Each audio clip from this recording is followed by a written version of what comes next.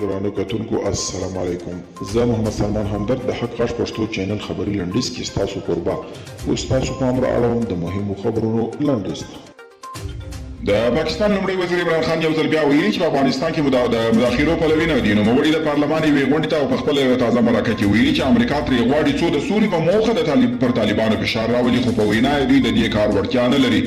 د افغانستان د ولسي جرګې رئیس الرحمن رحماني په یو رسمي سفر تاجکستان ته تللی او د دغه هیواد له ولسمشر د پارلمان له رئیس سره یې کتلي دي. په دې لیدنه کې پر دوه اړخیزو اړیکو او په سیمه کې پر روان وضعیت خبرې شوي دي. عامه روغتیا وزارت وایي چې د ښوونځیو او پوهنتونونو د پرانیستل کېدو په تړاو یې خبرې کړي دي.